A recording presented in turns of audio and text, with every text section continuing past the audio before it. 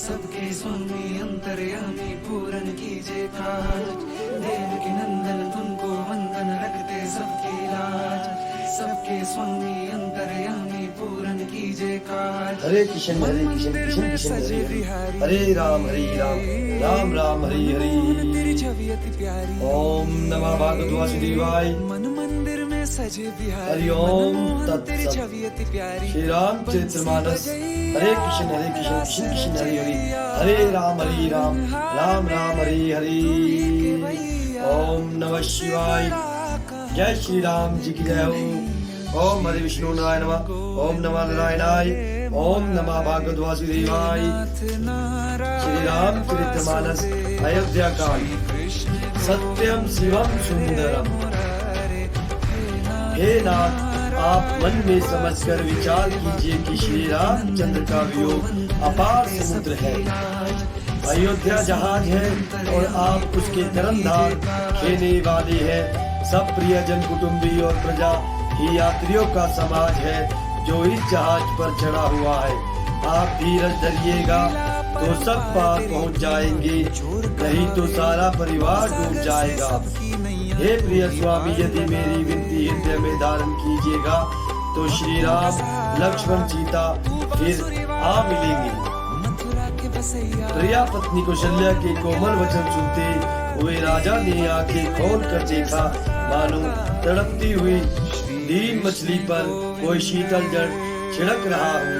धीरज धरकर राजा उठ बैठे और बोले, सुमंत कहो, कृपालु श्री राम कहाँ है, लक्ष्मण कहाँ है, स्नेही राम कहाँ है और मेरी प्यारी बहू जानकी कहाँ है। राजा व्याकुल होकर बहुत प्रकार से विलाप कर रही है। वह रात युग के समान बड़ी हो गई।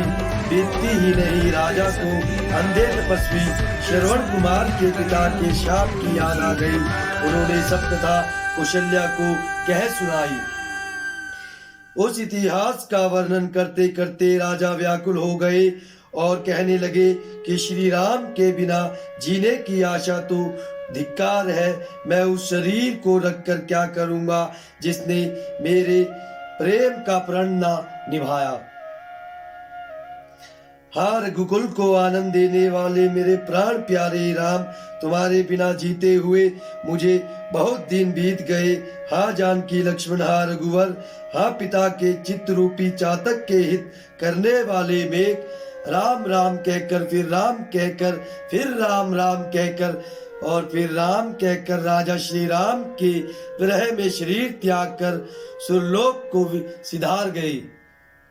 जीने और मरने का फल तो दशरथ जी ने ही पाया, जिनका निर्मल यश अनेकों ब्रह्मांडों में छा गया। जीते जी तो श्री रामचंद्र जी के चंद्रमा के समान मुख को देखा और श्री राम के विरह को निमित्त बनाकर अपना मरण सुधार लिया। सब रानियां शोक के मारे व्याकुल होकर रो रही हैं।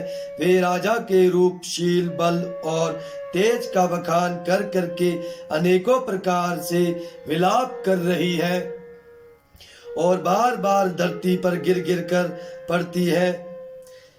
दास दासीगण व्याकुल होकर विलाप कर रहे हैं और नगर निवासी घर घर रो रहे हैं। कहते हैं कि आज धर्म की सीमा, गुण और रूप के भंडार, सूर्य कुल के सूर्य अस्त हो गए। सबके कई को गालियां देते हैं, जिसने संसार भर को बिना नेत्र का अंधा कर दिया। इस प्रकार विलाप करते रात बीत गई। प्रातः काल सब बड़े बड़े ज्ञानी मुनि आए। तब वशिष्ठ मुनि ने समय के अनुकूल अनेक इतिहास कहकर अपने विज्ञान के प्रकाश से सबका शोक दूर किया। वशिष्ठ जी ने नाव में तेल भरवाकर राजा के शरीर को उसमें रखवा दिया। फिर दूतों को बुलवाकर उसने ऐसा कहा, तुम लोग जल्दी दौड़कर भरत के पास जाओ। राजा की मृत्यु का समाचार कहीं किसी ने ना कहना। जाकर भरत से इतना ही कहना कि दोनों भाइयों को गुरुजी ने बुलवा भेजा है। मुनि की आज्ञा सुनकर धावन दूत दौड़े। वे अपने वेग से उत्तम घोड़ों को भी लजाते हुए चले। जब से अयोध्या में अनर्थ प्रारंभ हुआ, तभी से भरत जी को अपशकुन होने लगे।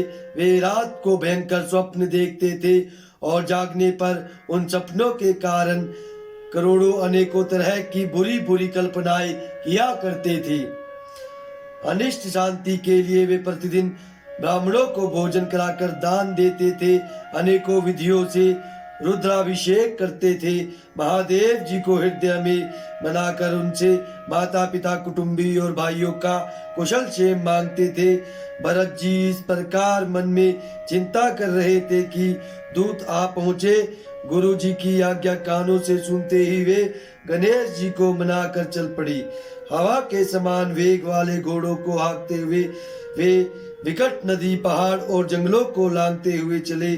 उनके हृदय में बड़ा सोच था, कुछ सुहाता ना था। मन में ऐसा सोचते थे कि उड़कर पहुंच जाऊं। एक एक निमेष वर्ष के समान बीत रहा था। इस प्रकार भरत जी नगर के निकट पहुंचे। नगर में प्रवेश करते समय अपशकुन होने लगे। कौवे बुरी जगह बैठकर बुरी तरह से काव काव कर रहे हैं। गधे और सियार विपरीत बोल रहे हैं। यह सुन सुनकर भरत के मन में बड़ी पीड़ा हो रही है।